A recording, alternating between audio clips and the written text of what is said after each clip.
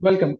This is Mukul Yudhveer Singh, and we are going to be discussing about the policies needed in the EV space today for a better tomorrow. Of course, it is not as if there exist no policies. There are, PLIs. Then there is FAME, which are enabling adoption of EVs in India. But that adoption has largely been limited to the two and three wheeler space. But for India to grow and for it to realize our Prime Minister's dream of having more and more EVs on the road, creating a decarbonized environment, we would need better policies. Discuss the same with me. Today we have Mr. N. Mohan, who is CEO, Delhi EV Cell, Anjalli Ravi Kapoor, Chief Sustainability Officer, Zomato, Sharvari Patki, Program Head, Electric Mobility, and Samhita Shiledar, Manager, RMI.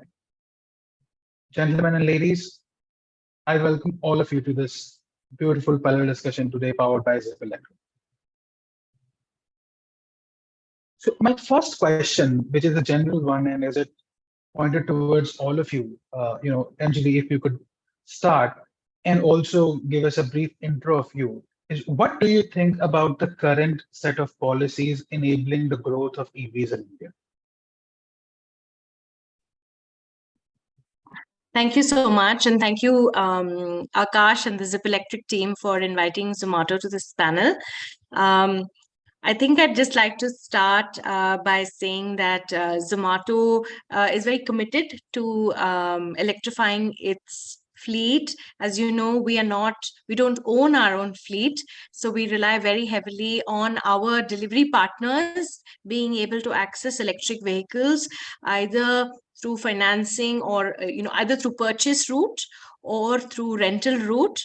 And we have partnered with Zip in this regard to be able to ramp up our efforts to offer all of you EV-based deliveries. And we have made a commitment that we will go 100% electric, that is offer 100% EV-based deliveries by 2030. And we're very, very confident in this agenda because it is a solve for many, many problems, I would think, that the sector faces, particularly, of course, emissions, which we know is a burning issue, literally. But of course, there's also rider comfort, which is at the center of what we are trying to do as well. It will improve earnings of riders over time. And we also believe that this can contribute to greater safety of riders because electric bikes carry that much more information on what happens. And finally, and I would say this is my favorite sort of reason for pushing EVs, is it is really a vehicle of inclusion, because more and more women and people who are current bicycle owners can upgrade and participate in the mobility economy through EVs. And we're really hoping to achieve some fantastic outcomes by including more and more women, as well as upgrading cyclists to EVs. You should know we already have a large number of cyclists within Zomato's fleet, and we hope that this vehicle will improve their earnings by allowing them to take up more delivery work. So we have a number of reasons why we are championing EVs and have put out a bold commitment. Having said that, we have states like Delhi that have, really taken this agenda up very, very positively, very aggressively. And we do think that state involvement, deep involvement is a must, because this is this technology, it's a transformative technology, but requires both demand side and supply side efforts, I would say. And I think for us, we always take the delivery partner lens as we look at technology that can improve our overall sustainability of the business. And from a delivery partner lens, I believe one of the most critical policies is going to be financing. That is what is going to unlock a lot of access to electric vehicles for delivery partners, in addition to expansion of the rental and leasing model of EVs. That's about it from my side. Happy to participate as we go along. Thank you, Anjali. Financing and rental models are what you're looking for, right? Perfect. Moving on, Samhita, what are your views on the current state of policies for EVs? Thank you so much, Mukul, and thank you so much, ZIP team, for inviting me for this panel and making me a part of this discussion. I'm Samhita Shiledar. I'm a manager with RMI. RMI is a think tank that works in the field of energy efficiency across different end-use sectors. So we work on electricity, transportation, industries, buildings, all across the world. We have global presence. We work in India, US, China, Africa, and a lot of other countries too. Particularly in India, we have been working since last 7 years, and our primary focus has been working on shared, connected, and clean mobility, which includes electric vehicles and a lot of other policies around shared mobility and so on. So happy to share my thoughts with respect to that. And coming to your question, I think just broad thoughts about electric vehicle policy has been just that in the last 5 years, the policies have really grown in India, which brings electric vehicle penetration across major cities at least to 10% of electric vehicles as part of new sales. There are a lot of policies like FAME and 20 plus electric vehicles, state electric vehicle policies that are enabling this change. All in all, my high level thoughts are that there are a lot of demand side policies that exist right now, which include a lot of fiscal as well as non-fiscal incentives. But at the same time, there is still need for more supply side policies, which can be on the lines of credit programs or different targets that can be introduced by government. And as you pointed out rightly, the maximum penetration of electric vehicles has been in the 2 and 3-wheeler sector. So there is definitely more and more need to keep on pushing those sectors, but also have more cultivated policy ecosystem that is related to zero emission trucks as well as 4-wheelers and buses. So those are my overall thoughts. Interesting. Thanks a ton, Samhita. Perfect. Mr. Mohan, do you agree to what she's requesting? There should be a policy around the supply part because you work closer to the government than the rest of us. You have that view, that bird's eye view on what's happening in the industry at the moment. Do you agree that incentive policy around the supply of EVs can be a game changer? Yeah, of course. Even if you look at this national level policy framework, so already we have the FAME2 scheme in place. We specifically talk about the technology deployment. It's talk about demand incentive and charging infrastructure. And even if you look at the PLI scheme meant for electric vehicles and EV components also. And now we have this ACC scheme like Advanced Chemistry Cell, which typically talks about like the national level manufacturing of the electric vehicle batteries, both for electric vehicles and the storage applications. From the national level, if you look at the state level, the policy framework. So broadly, I think we talk about 4 key components here at the state level. The first is they talk about the demand creation. The second, they talk about the EV charging infrastructure. The third, they talk about the industrial incentives. And fourth, they talk about other financial support, which the entire EV ecosystem requires. So the supply side part, I think mostly is been covered under the industrial incentive framework, where the states are promoting a kind of an incentive, providing the concessional land for manufacturing, providing some tax rebate for setting up those manufacturing units. And also they talk about some of the skill development and employment opportunities, which basically like pertains to the large states. So Delhi has a different geography segment. As of now, I think we won't be able to promote more towards the large manufacturing facility, but nonetheless, we're more keen towards like establishing some of the recycling sector, because when you talk about electric vehicles, the main key component is the batteries. So as a state, we want to focus more towards establishing a recycling ecosystem where we can create a network of technologies where we can recycle the used batteries from electric vehicles and storage applications. And in turn, these could be used for the second level deployments. But just to give highlights about Delhi EV policy, The policy, like we was notified in 2020, and we are able to achieve 10% EV registration in the last year, in 2022. And the target is to have like close to 25% EV sales by 2024. That's the primary objective what we have under the Delhi EV policies. And to support this EV transition, we're also equally enabling the EV charging ecosystem. So as of now, we have more than 3,700 EV charging points, of which close to 1,400 charging points are the private charging points. So we're also trying to bring in more public-private partnership to enable and build that ecosystem. So Delhi, I think we are taking a lead in ensuring that the transition happens in a very quick phase. And we're also trying to work on the policy refinement further, since like we'll be completing 3 years by August 2023. We are in process of refining some of the policy learnings, because the 3 years what I learning in the entire the value chain of the electric mobility, understanding the consumer requirement, understanding the industry requirements. We want to like develop a refined version of the Delhi EV policy, which will help us to upscale this transition much faster. Interesting. Thanks, Mr. Mohan. I think you've already answered a lot of questions that I was going to ask, but nonetheless, I'll ask them again. Perfect. Sharvari, what's your view on the current state of EV policies? And do you think there's a way, that more EV policies can be introduced to increase adoption of the same? First of all, thank you so much. And I'm going to build what Samhita and Mr. Mohan, all of them have already spoken about. They have briefly bucketed all these policies into supply side policies, demand side, and the charging infrastructure side. If we take a step back, even government is supporting EV ecosystem through schemes like PLI, and the extreme important topic of electric mobility is the battery.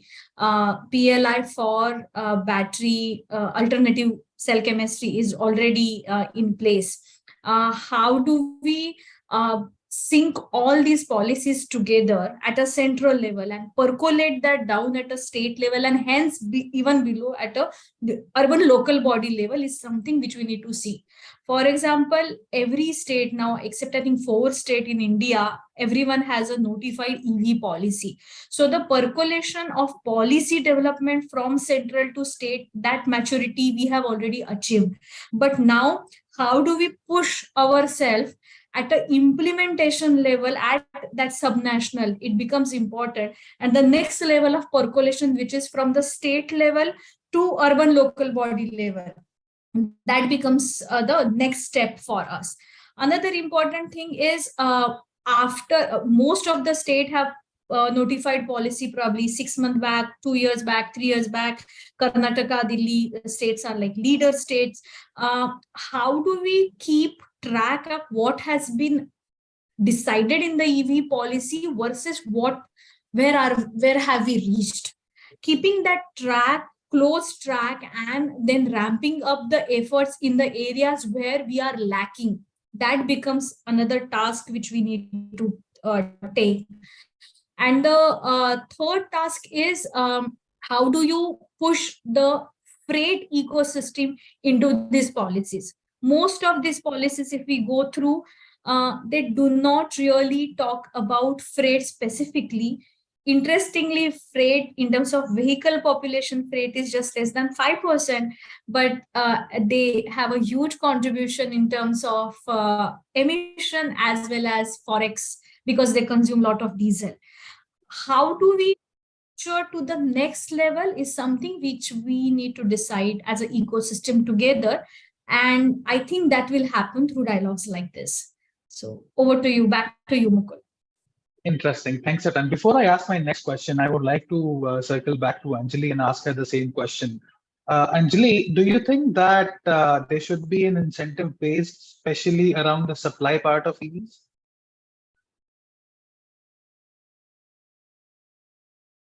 I hope you can hear us, Anjalli. Right.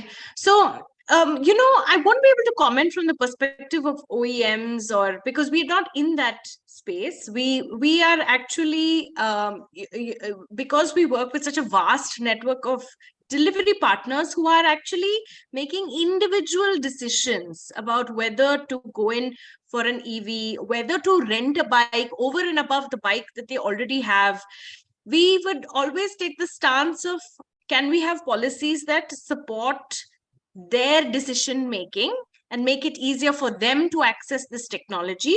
Because we definitely see the high relevance of EVs in our business, and our business is a hyper local delivery business, where we see EVs to be very well suited.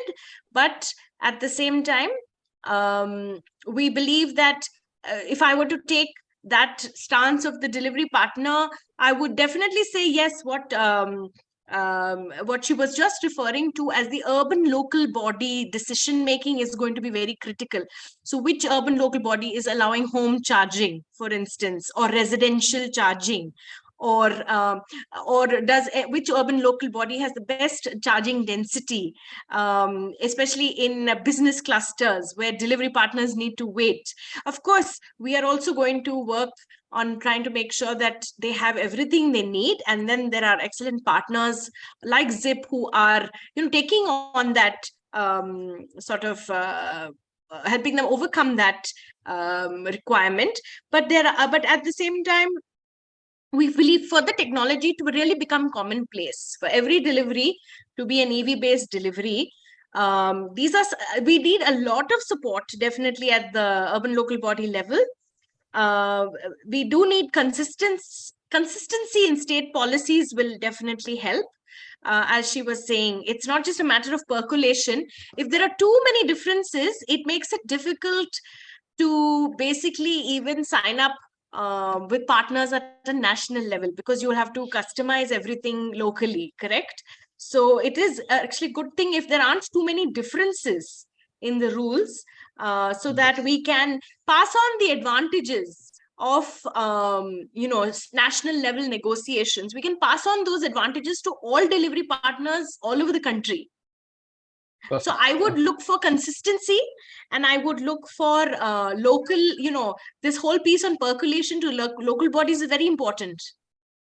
Perfect. Interesting. I hope the top shots are hearing us. One uniform policy, I think, across India might be a game changer. But then when it comes to making policies, right, though this is already happening, that there are a lot of, federations, government, people sitting together, creating a blueprint of a policy.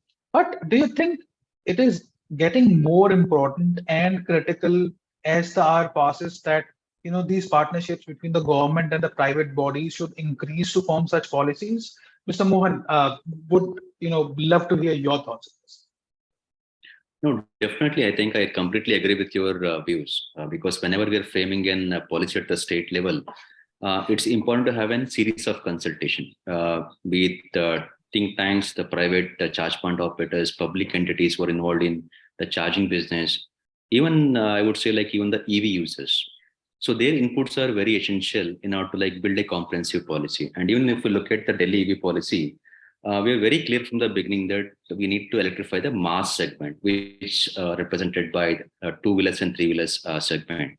That's where we try to give more demands and incentive for the particular vehicle segment.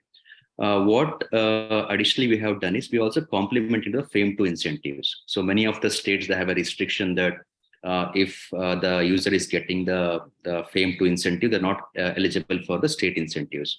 But Delhi, I think if you look at Delhi, the unique point being, we are topping up the FAME2 incentives, where I think for all the vehicle segment, we're topping up the FAME2 incentives, which will help the EV users to have a low acquisition cost for the electric vehicles, which primarily they could use for all the commute requirements and for other applications too.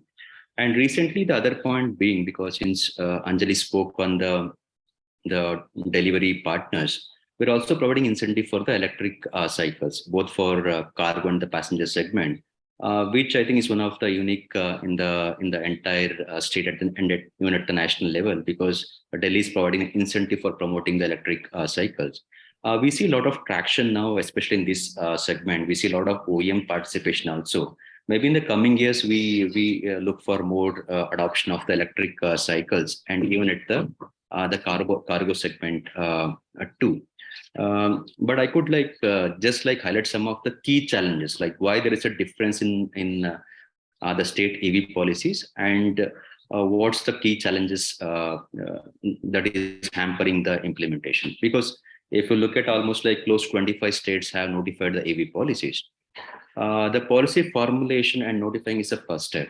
The subsequent step being the implementation part. So that is where I see there is a larger gap when you compare the state to state performance.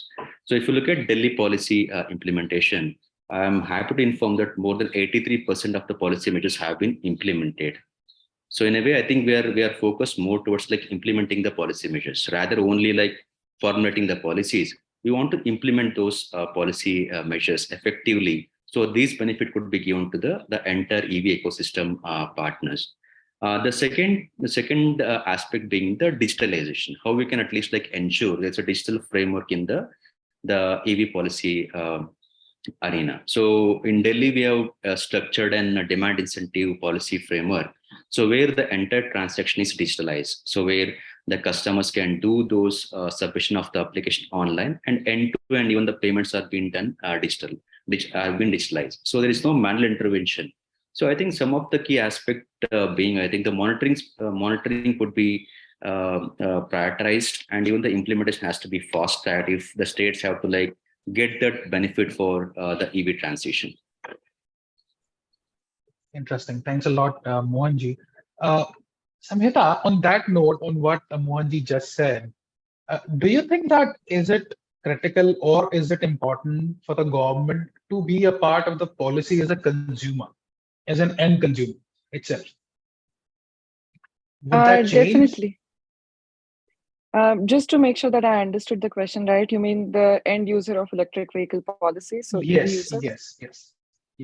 yes. Definitely. So a couple of points on that. I think if the government is also the end user of electric vehicle policy, number one, it just promotes more awareness about electric vehicles across the masses and sets an example in front of citizens that electric vehicles are better, are better for the environment, are cost effective, and are equally or better in terms of operations as well. So in terms of just setting that confidence up in terms of electric vehicles, that's a really important step.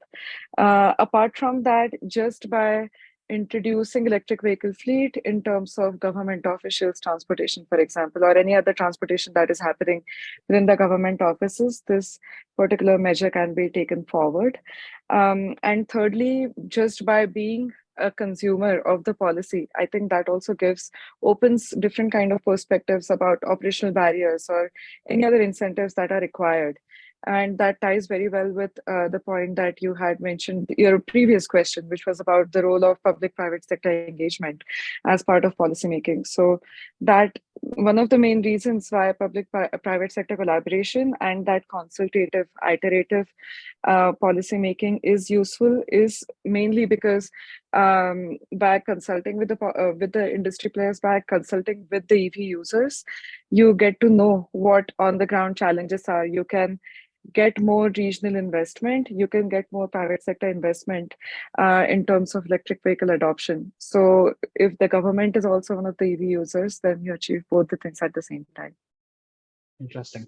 Sharvari, do you agree to what Samhita just said? Do you think that the government should be a consumer of the policy? Yeah, I think those points what Mr. Mohan and Samhita made totally resonate, because even if you look at the state EV policies, government itself says that X percentage of the government fleet which is used by government needs to be electrified. Things like waste collection vehicle needs to be electrified by XY 20X. So it clearly says they are the consumer. At the same time, they are somewhere acting also as an enabler in the ecosystem. For example, I'll probably pick up example of Mumbai, where space for charging infrastructure is a major crunch.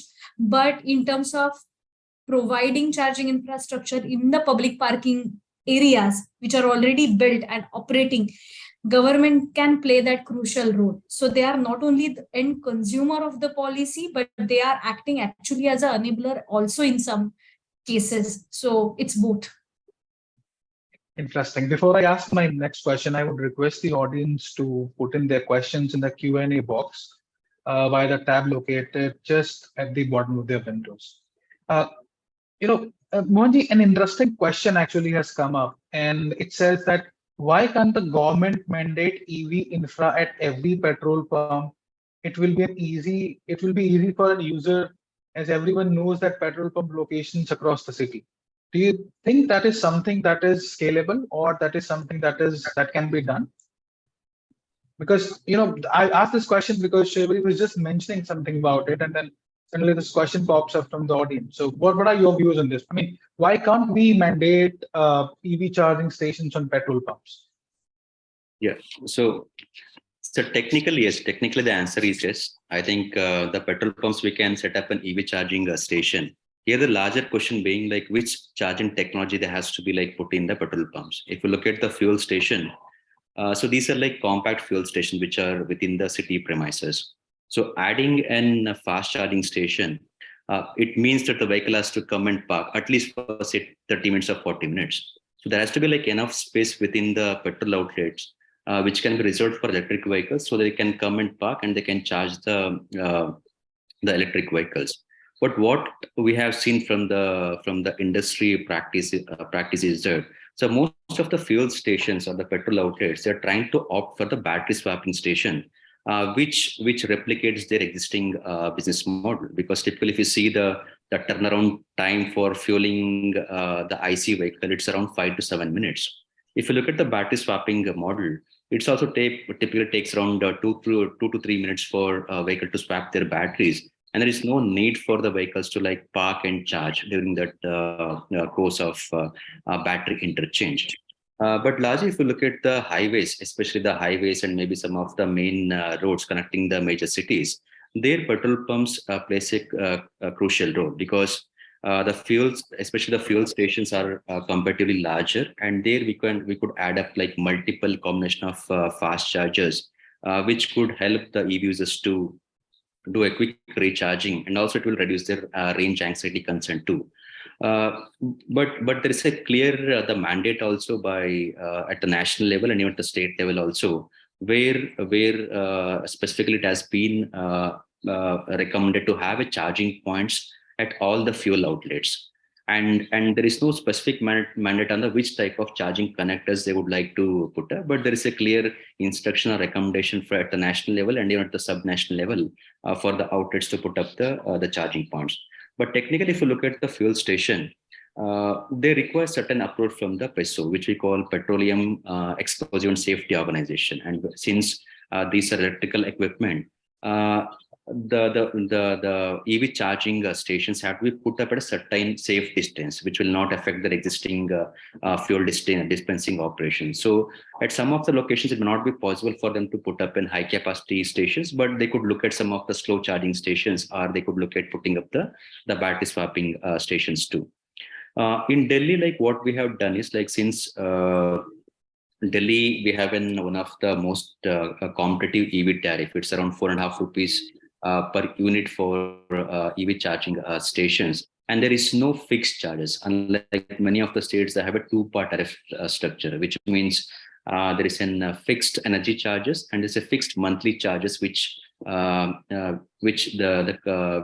EV operator has to pay. Since Delhi has a single part tariff, it means like even if they put up a higher capacity station, and even without having any utilization, there is no need for them to at least like repay or incur those fixed charges. That is one interesting thing. Since Delhi is providing a concessional tariff, now most of the fuel outlets are putting up the EV charging points.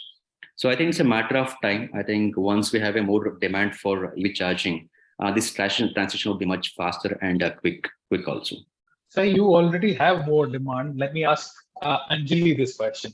Anjalli, do you think that battery charging tech on petrol pumps and battery swap stations on petrol pumps will help your riders and in turn help you in deploying more EVs and helping create a sustainable environment? Yes, I firmly believe that visibility of EVs as well as charging facilities will bring down the general anxiety associated with using EVs. In fact, I was going to say that among all the policies that government is actively pursuing, what would be nice to see is a far more sort of aggressive communications policy. I would almost label a policy to promote EVs as a public health policy, right? It's almost in that domain of we're asking you to switch over for the environment, for our health, our collective health. So I do think that hearing this from government and seeing physically that charging facilities are available along main highways, etc., as they would be if they were at petrol pumps, will normalize EVs to a great extent and make it therefore a much less risky endeavor for the common man. Because as I have to remind a lot of members of society, our delivery partners are not they are very often operating on, we're using second-hand ICE vehicles. And therefore, the price difference between the vehicle that they're using, which is sometimes their own, sometimes borrowed, and an EV is an enormous one. So making that technology accessible to a population which does not have the access to credit that perhaps you and I enjoy will take a lot of combined effort from government side, from private organizations that are renting EVs, from financing companies. We will have to come up with solutions for this group of people for whom mobility is a source of livelihood, as well as being used for personal, where they need to use vehicles for personal use as well. Interesting. Samhita, do you agree to what Anjalli said? And also, I'll ask this question once again. For instance, doing rough math, right? At least one EV charging station every third, petrol filling station. Do you think that will work, or any other formula that you've got that might work?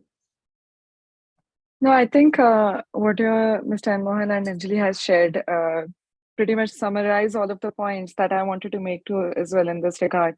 It's highly, although having charging infrastructure, might that be conventional charging or battery swapping at all of the petrol pump stations, it will, I think I'm just looking at the question again. The more it's coming from the perspective that it will be easy for users as someone who knows where the petrol pump stations are. So I think just that will spread more awareness about the widespread availability of charging infrastructure network that exists.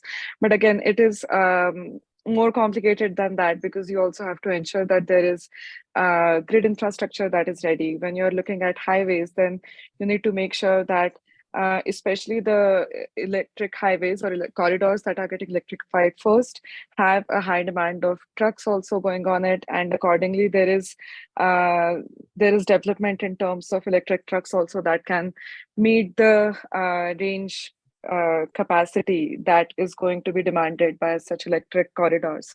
So it's a little more complicated problem than that, but I think the formula that you suggested as a rule of thumb is a good start. Interesting. Sharvari, do you agree to what Anjalli and Samhita have said? Do you think that more EV charging stations can help increase adoption?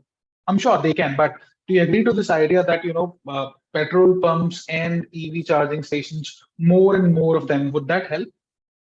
I think it's pretty clear that we will need to have more visible charging network, and that's why in I think February 2022 there has been rollout by central government that there will be 20,000 chargers installed by oil marketing companies. Out of them, 10,000 chargers would be installed by IOCL and around 7,000 by HPCL and others.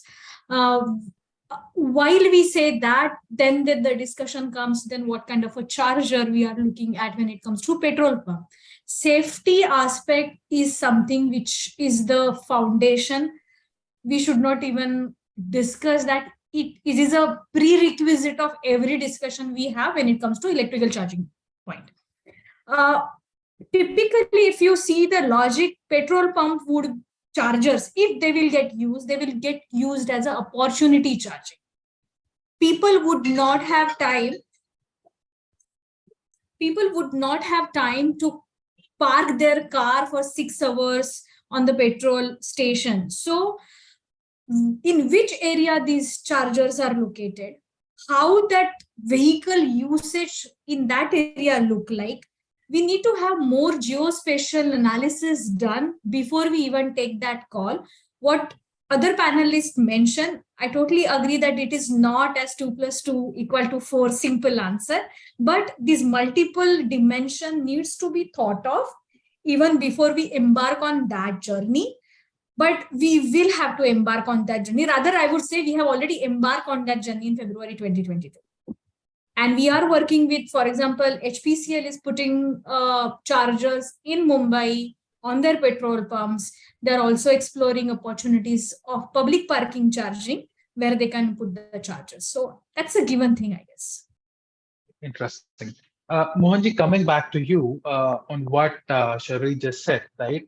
That is actually, I mean, for one, that's one point. But then I wanted to ask you is, what would you need from the likes of Zomato and other panelists here to formulate better policies? You said that 83% success, if I get that right, for your EV policy. What would you need from us, from everybody here, to make that 100%? Yeah. So maybe just like query on to the petrol pump experience. So I think we have an example here, because when we started this EV charging infra in Delhi, so we built up around 7 stations, which exactly replicate the fuel station architecture. Because whenever the people look at the fuel station, they say there is a larger space, there is a larger roof area. The similar stations have been set up by Delhi Transport Corporation at around 7 locations, which will exactly look like a fuel station, but these are like pure electric vehicle charging station. We have built up multiple type of chargers, like fast chargers, combination of fast chargers, slow chargers, and even a high capacity charger. That's one thing, I think, which will give a kind of real feedback or an experience for the customers also. They could at least like go to such large EV plaza or EV charging stations any point in time, and they can access the facility. And just coming back to the question, so I think largely, I think it's the cooperation and industry collaboration which is much required. Even if you look at our EV registration, we are touching close to 10%, and December 2022 being the highest registration we had, which was close to around 6.5%. But what we feel is, so we need to have a more focused and targeted campaign, because because the user base for 2-wheelers, 3-wheelers, and 4-wheelers are different. So we need to have more focused, targeted reach out plan. So at least we can pursue more users to like switch to electric vehicles. I think Zomato could play a lead role. I think Zomato, being a largest network with the delivery partners, they would at least like campaign more towards like enabling the electric vehicles. And Delhi Whistle, at least we can rope in large OEM partners who are primarily providing electric 2-wheelers, 3-wheelers, and even the electric cycles and cargo cycles. And we can have larger collaboration where this interaction could happen. So the idea being, I think we need to show an experience for the EV users. Until unless they drive electric vehicles, the people will not realize the experience of using an EV. So this is what we learned from the policy implementation also. Whenever we conducted larger consultation and a kind of the sales and drive campaign for electric vehicle, the turnaround was very good. The people are able to at least like make a decision for switching or purchasing the electric vehicles. And second part being, I think the industry also need to look at some of the existing incentive framework. So whenever there is a campaign from the OEM partners, they could look at promoting the state incentives or state initiatives. Largely, I've not seen that happening presently, because even if you look at the ad which is being issued by the OEM partners, they talk about their fuel efficiency, they talk about their cost, the battery pack, and the efficiency. So they could speak on some of the incentive which customers can get under the state policies and the central policies. That will help some of the customers to change or make a suitable decisions. And third being, I think since now we have more EV OEMs who are launching the electric vehicles, we have sufficient models available in the two-wheelers and three-wheeler segment, but the affordability is one thing which is still is still a big question mark. I think we need to at least like bring more models which can appeal to the mass segment. So these are some of the, I think, key suggestions from my side. Perfect. Thanks a lot for sharing those inputs, Mohan. I'm sure the industry is listening and would respond to the same. Perfect. Anjalli, as the Chief Sustainability Officer, right, are you concerned about how the batteries being used in an EV and the other materials would be disposed once they are not in use? Because that's also one grave situation that we might find ourselves in 5 or 6 years from now.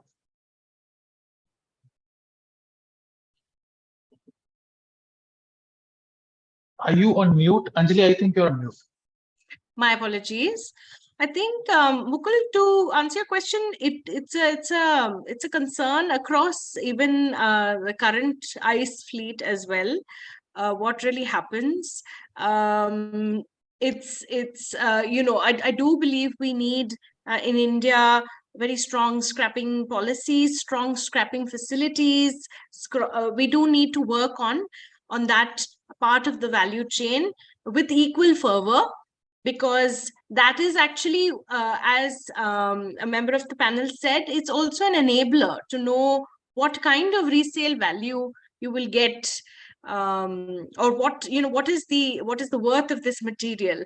And we are seeing it interestingly in an entirely different domain of plastics, right? So today, recycled plastic, the value of it has gone up because of a lot of proactive government policies, and greater acceptability of using recycled plastic. And plastic is, of course, used in everything. But every technology requires detailed study of how this needs to be done the right way and what value can be extracted.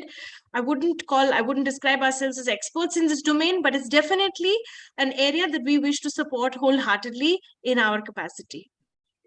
Perfect. Interesting. Sharvari, what's your view on battery life cycle management, if I may call it? We need to understand the mathematics of battery and its relation with electric. Approximately 40% of your cost of electric vehicle is battery cost. We all know that as country, we do not have ready-made resources, neither we have currently processing capacity. We have, as a country, got some good news in terms of 5.9 million ton of lithium reserve a few days back in Jammu Kashmir.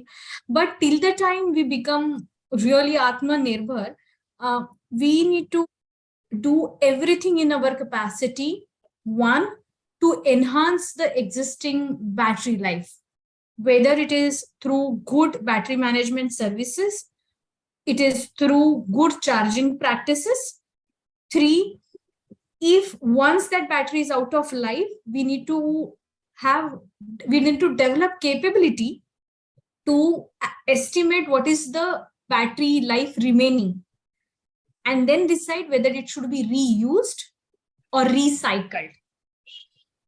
So I think if we work on every level of the battery life cycle, and the last is how do we create a clear residue value framework which is acceptable by all, then which can be used by all the financing partners. Because currently, if you look at the finance, the major gray area for finance partners is they do not know what is the residue value of your vehicle.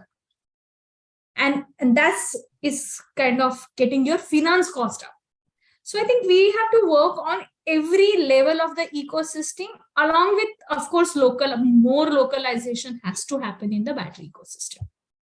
Interesting. Mohanji, how are you approaching the battery life cycle management as the government? How are you approaching it? Because this could be a very big concern in the times to come. Yeah. So in the policy, like we also clearly defined the need for recycling ecosystem. But if you look at the recently notified battery waste management rules 2022, so they have clearly defined the specific roles for the CPC, which is like Central Pollution Control Board, and also they specifically mention the responsibilities of the State Pollution Control Board also. Here, broadly, they speak on three key issues. One is they are putting an extended producer responsibility for the battery manufacturers, and there is a monitoring mechanism mentioned for the recyclers and the refurbishers. How it is being done. So once any batteries, once any of the like EV battery manufacturer is bringing the battery for a particular state, so there is a record which goes into the centralized portal being built by CPCB.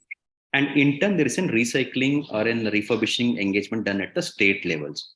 So like if there is an input of 100% into a state, and there's a clear monitoring done at the refurbishing and at the recycling level. So at least there is an accountability like how this entire, the battery materials are being recycled and how the value chain is being structured. It's quite a comprehensive the mandate and the management rules. I think once it is formally been channelized, I think we see a larger value. I think we want to complement the this battery waste management rules, which is quite comprehensive.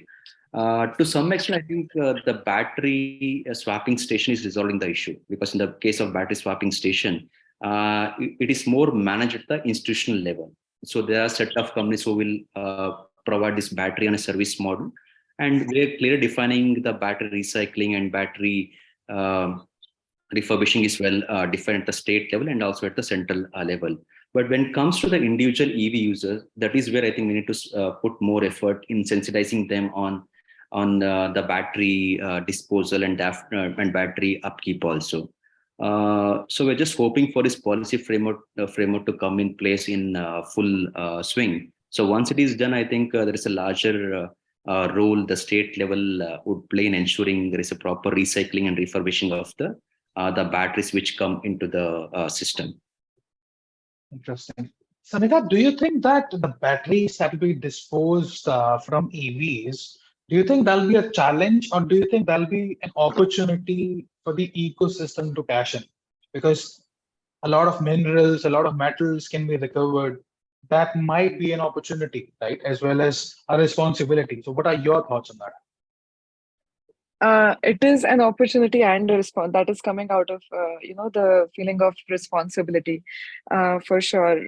As you summarized pretty well, that especially with the PLI scheme, India is going to capture a large share of electric vehicles and batteries as well that are going to be used for electric vehicles. So that increases the importance of sustainably recycling and reusing as well as disposal of batteries. And the battery waste management rules by Ministry of Environment, Forest and Climate Change is one of the biggest steps that is going in that direction. This will also promote setting up of new industry and startups in collection and recycling and refurbishment of waste batteries. Another point also that comes up along with it is the role of new and innovative technologies that can be used for electric vehicles and other applications that have more energy density, that are better for the environment, and that also have different methodologies for recycling, reusing, and waste disposal. So all in all, this creates a big opportunity in the entire market for taking the EV sector into the next level. Interesting. Sharvari, coming to you, we've spoken about batteries, and batteries is just a component of EVs, right? Do you think that there is policy intervention required across the complete EV value chain? I think policies have been in place at multiple levels already. And at some point of time, all these policies do converge to a larger net zero by 2070 goal. Any more separate policies might not be really helpful at this point of time. We need to probably focus more on how do we use these policies as a tool and leverage it and accelerate the EV adoption. Because if we talk about, there are supply side policies, there are PLI at the manufacturing level, there are charging infrastructure. Government is coming up with a circular economy approach for battery. So ecosystem and the value chain is getting taken care by multiple policies. Interesting. Coming back again to Samhita, if I may rephrase what Sharvari just said, do you think it is the implementation that will make or break uh, in what happens in terms of EV adoption in India from here onwards? I think it has to go hand in hand. Implementation and operationalization of the policy is definitely one bit, then monitoring of the policy is another bit.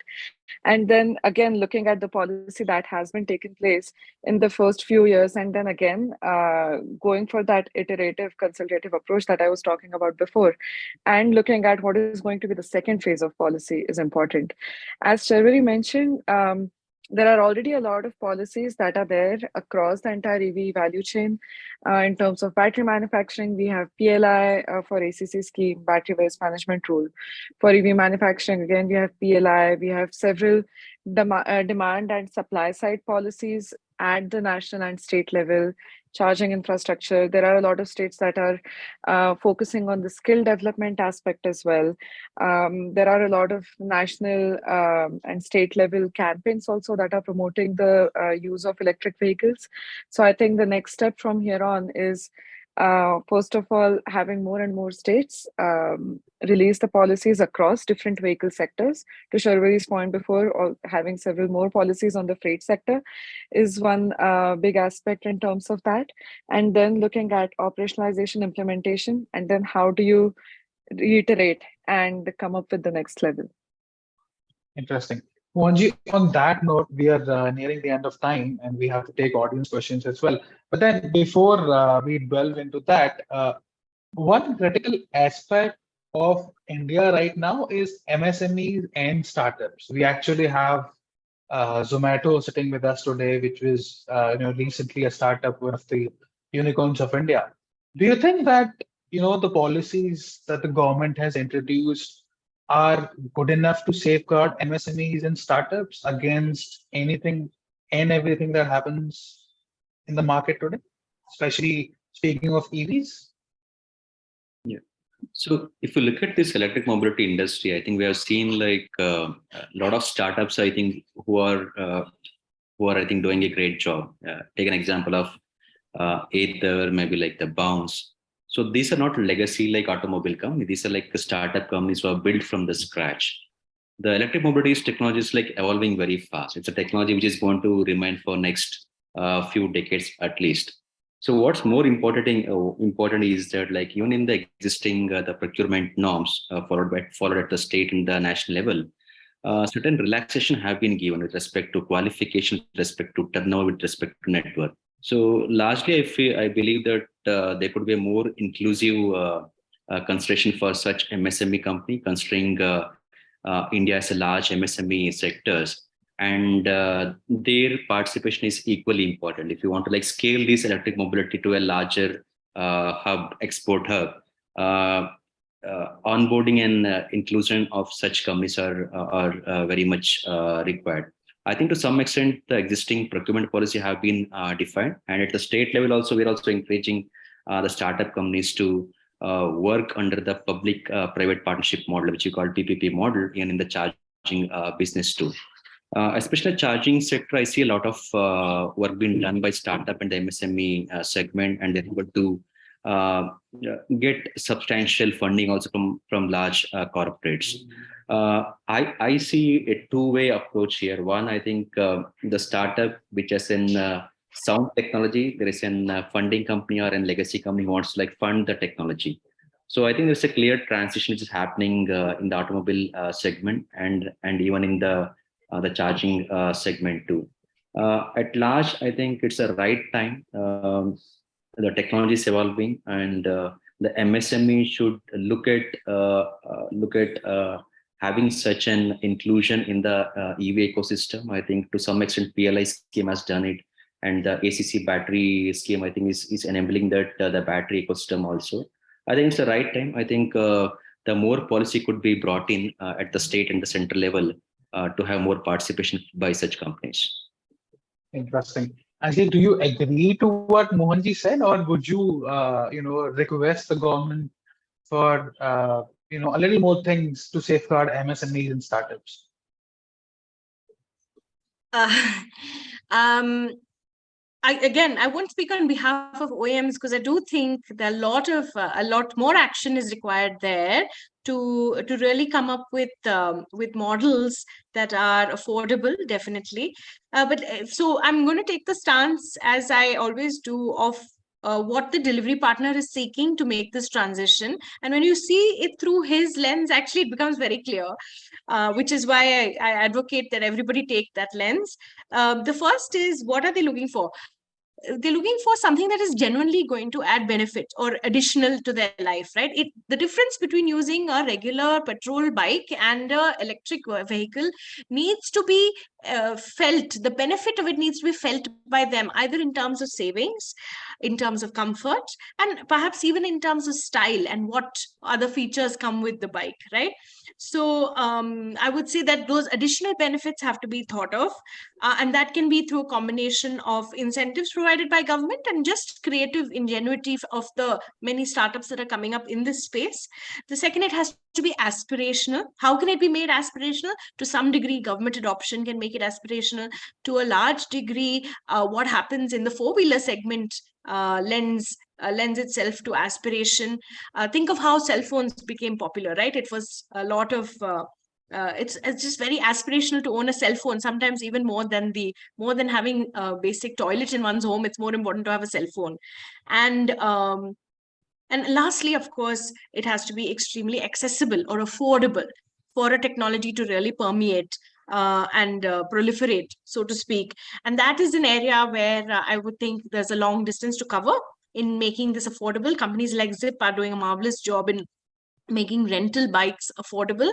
But I think more needs to be done in bringing down the price point. Interesting. Samhita, do you also have a wish list from the government in terms of policies for safeguarding startups and MSMEs? I can share a few points that I had in my mind. So, electric mobility startup market in India is no longer just limited to manufacturing, but also includes batteries, charging and swapping infrastructure, logistics services, and other niche areas. There are estimates that there are about 535 EV or EV related startups that are currently present in India, and many of them have just emerged in the last 4 to 5 years. So several things that can happen across the national landscape as well as within different states is number one, there can be more incentives for electric mobility research and development. In addition to providing capacity building through labs across the country for prototyping and testing different electric vehicles and the associated infrastructure. Secondly, there can be more schemes supporting manufacturing, so similar to PLI scheme, but they can also be evolved to partially focus on startups as well. Both public and private sector are going to have kind of a role to play in terms of this transition though. So my third point is around just having different kind of shared manufacturing facilities that can also allow innovators to learn from each other. So some sort of an incubator facility or a manufacturing facility can also play a big role. And finally, there is also an aspect about skill development and educational that can come to support the MSMEs and startup ecosystem in India. RMI has been working with a lot of startups over the last 4 or 5 years, and I have been working with them to understand their perspectives as well in terms of how the policies or how the ecosystem can be adapted for their transition. So these are some of the thoughts that we have captured. Interesting. Sharvari, your wish list for the government for safeguarding MSMEs and startups, especially in the EV domain? I would probably go one step above that. I would have that wish list for just transition in the EV ecosystem. How do we make our ecosystem more inclusive? How do we have more women participation, which traditional ICE vehicle never had? because we are anyway developing a brand new ecosystem. So how do we make it more inclusive is something, is the wish list. And where Samhita has already touched upon the capacity building aspect, so I'm not going to detail out on that. And probably next line in my wish list is the inclusion of freight vehicle in all the policies. Today, we do not have support from FAME, and freight is something is definitely tops the wish list. Interesting.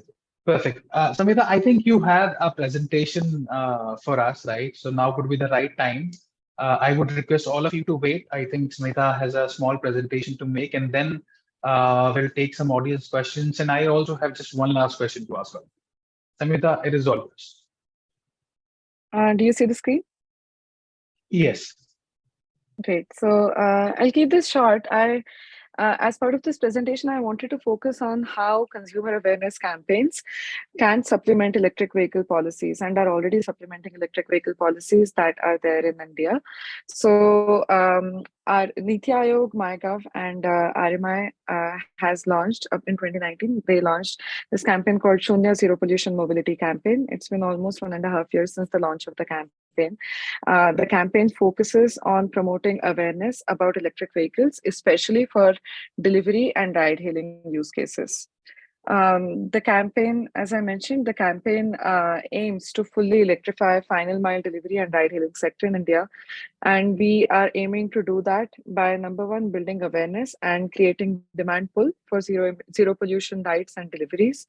Number two, by recognizing and promoting industry efforts that are already being taken towards fleet electrification and developing a pathway towards 100% electrification of these two sectors. The campaign has 4 different components. First being corporate branding program. Second is consumer awareness drive. Third being resource toolkits. And fourth, the stakeholder coalition. And I'll quickly go through all of these points one by one. So the first point is corporate branding program. So Shunya has over 140 industry sector partners, including vehicle manufacturers, e-commerce companies, logistic providers, charging infrastructure providers, financing companies, as well as delivery and ride-hailing companies. Really happy to share that both Zomato and SIP are part of the Shunya campaign. And what these companies and what all of our corporate partners are doing is that first of all delivering goods and completing rides using electric vehicles and thereby reducing emissions. And we are also testing out using stickers on the electric vehicles, on the driver uniforms, and on the packages that are being delivered on electric vehicles. Over the past year, our corporate partners, our network of 140 plus corporate partners, have together completed over 70 million deliveries and over 40 million rides, which has resulted in the reduction of 13,000 tons of carbon dioxide emissions. The second part of the campaign is consumer awareness drive, as part of which we are using traditional and digital media channels to promote awareness about electric vehicles. A lot of you might have seen the advertisement of Shunya campaign that focused, which was a feature film that focused on benefits of electric vehicles. It has more than 60 million views across different social media channels. Apart from that, we are also very happy to share that MyGov is also a partner of Shunya campaign and is spearheading efforts to further spread awareness about electric vehicles. As part of this partnership, we have launched several initiatives on MyGov website, including quiz, pledges, doodle competition, reels, jingle competition, photography competition, and so on. And we have received overwhelming response from the consumers, from the citizens of India in terms of all of these different engagement models. So for example, for the quiz, we hosted the quiz for 3 months, and we had over 30,000 participation in most of the months that we hosted the quiz during. Over 17,000 citizens have also taken the Shunya pledge to use electric mobility services. And finally, we are getting more and more participation from doodle competition, from photography competition, and so on. And on top of this, we also have a Shunya podcast that everyone can find on different media channels that speaks to benefits of electric vehicles and interviews different electric vehicle leaders across the EV value chain. We are also promoting EV awareness through different media campaigns like World Environment Day campaign. We also have a monthly newsletter and different blogs and op-eds that you can find on the website. The third component is a resource toolkit, as part of which we are creating different tools to educate customers on the benefits of electric vehicles and also help them with the procurement of electric vehicles.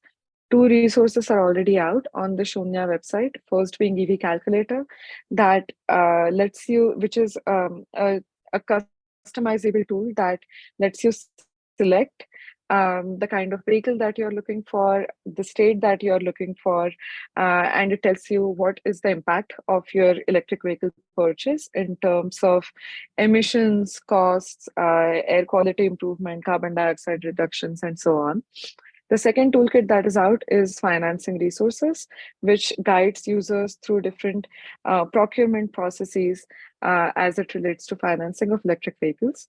We are also in the process of launching Impact Dashboard that can share the impact of the campaign, a policy map that will let users know what different policy measures or incentives are available for every state and their particular location.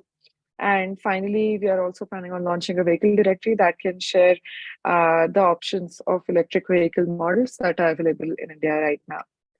The final part is stakeholder coalition. As I mentioned, Shunya already has 140 plus corporate partners, which makes it a unique kind of forum and coalition of different stakeholders from different angles to celebrate the first year anniversary of the Shunya campaign. The Shunya campaign was launched on 15 September of 2021. We hosted Shunya Forum just in the last year on 14 September 2022, where 28 corporate partners shared their bold commitments towards electric vehicle transition. And we also had great discussion on the financing aspect, consumer awareness aspect, as well as policy making aspect as it leads to electric vehicles in India. So as a stakeholder coalition, we also had great representation from senior level public sector champions who are working on the electric mobility transition in India.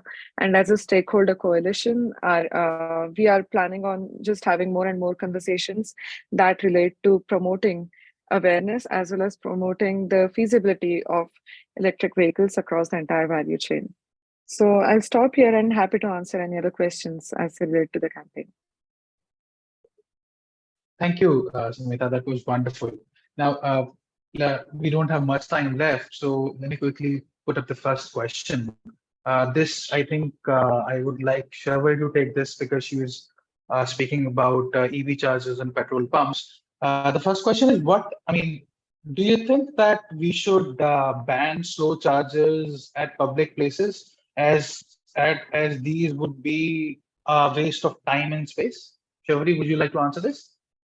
I don't think there is a silver bullet answer for all such question. And honestly, we need to shortlist charger as per what the area, if we talk about public charging, what is the requirement of that area and who are the users who are looking at?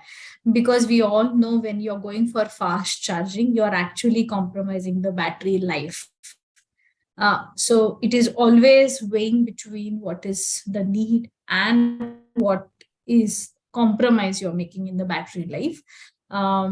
So I think there is no silver bullet. It has to be case to case. Interesting. Next question is for you, Anjalli. Zomato has committed for 100% EVs by 2030. How much have you achieved till date? And how much are you planning to achieve by 2026 with respect to supporting delivery partners in the transition? 2026, is it? Is the question? Yeah. Okay. All right. We've not put out year-wise targets until 2030. The way we are anticipating it is that actually the initial years will be a lot slower and that this technology will really pick up and we hopefully expect to be able to offer 100% EV based deliveries even faster than the 2030 target. I'll tell you where that 2030 target came from. It's actually the climate group leads a global coalition of companies that have committed to this target across the globe by 2030. And what we're really proud of is we're the first and only food delivery company in that list globally. So we've actually made a massive commitment, considering we don't own the vehicles and have to run an intensive behavior change campaign to motivate delivery partners to make this switch. We were at about we are hoping to close the year closer to double digits. I mean, when I say double digits, I mean double digits in thousands. We were at approximately under 5,000 at the end of the last financial year, and we're really hoping through our extensive network of partners, we have 31 partners ourselves across the country, that we will reach some significantly large numbers. We usually put these out at the end of March, so look out for it then. But more than anything else is the expectation around how this will pan out.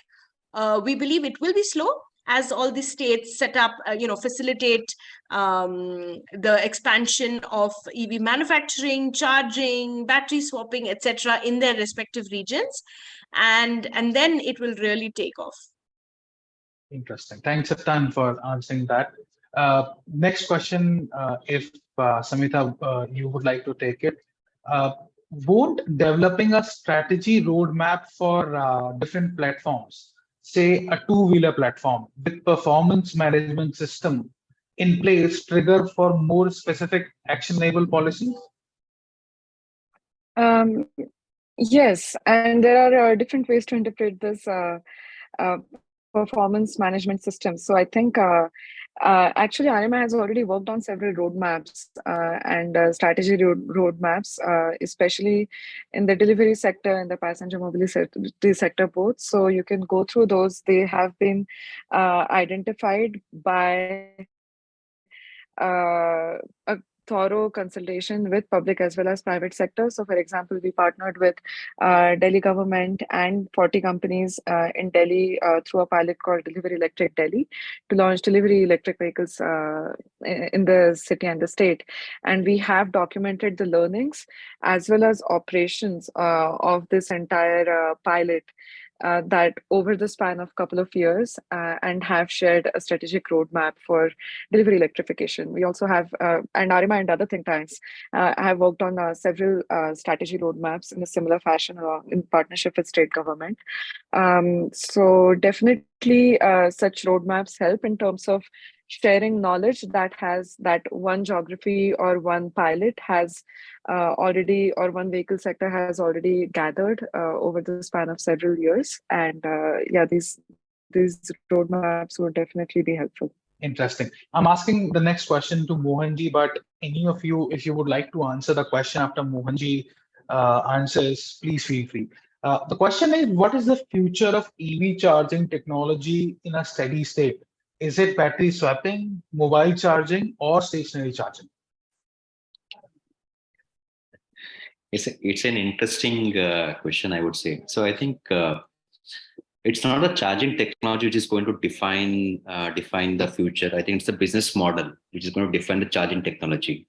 So always we hear a debate about the slow charging, fast charging, the battery swapping station. I think in my view, I think the business model is going to decide like which technologies would be more prominent and acceptable to the EV users.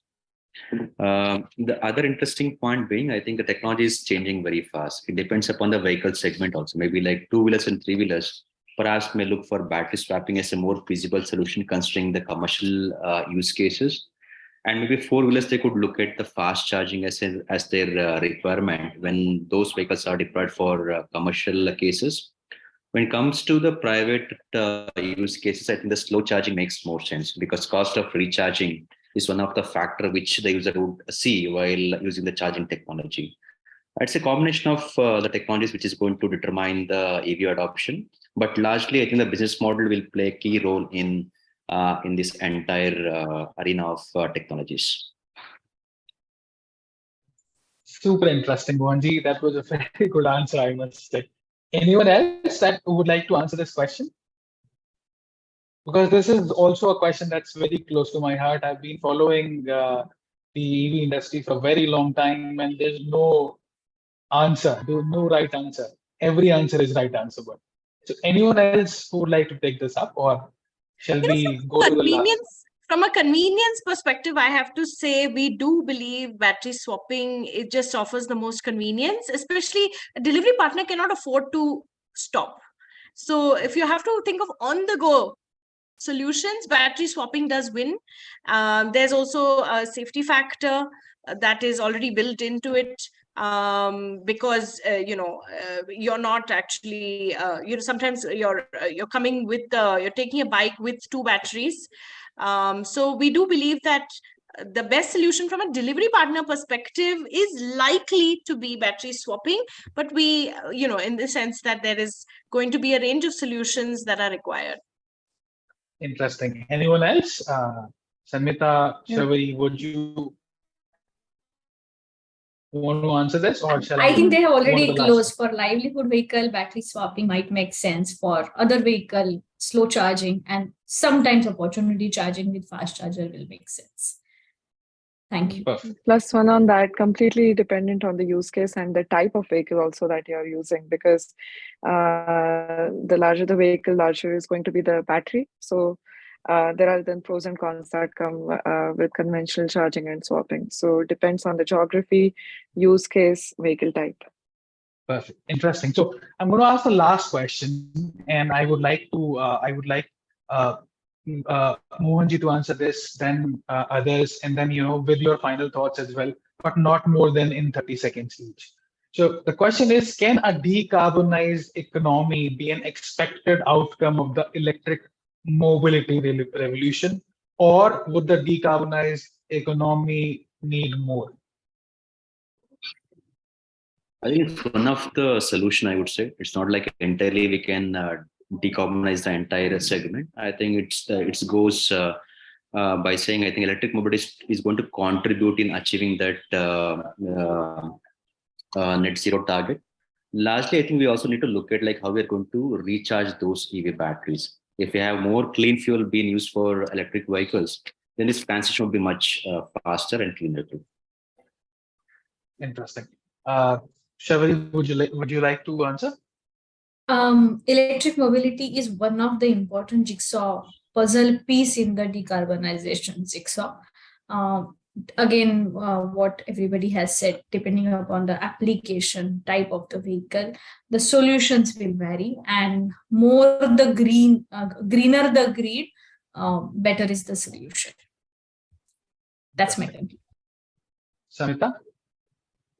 Yes, I think transportation is one of the biggest emission sectors across all of the energy sectors. So definitely electric vehicles have on average about 30 to 40% less carbon dioxide emissions as compared to ICE engine vehicles, and no NOx and PM emissions. So it will definitely contribute towards the decarbonized economy. We just have to make sure that there is just transition, equitable access, and the decarbonization is happening across the entire value chain, starting from manufacturing and mining to grid to battery recycling.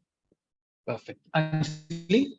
Well, I echo all the thoughts. I do think mobility in particular has a special place because it's one of probably 2 or 3 areas where consumers have some control over how the economy is decarbonized. So basically, if we have to, as individuals, contribute to decarbonizing India, the decisions we make on what we eat and how we travel are probably going to be the most important decisions that can influence how the economy gets decarbonized.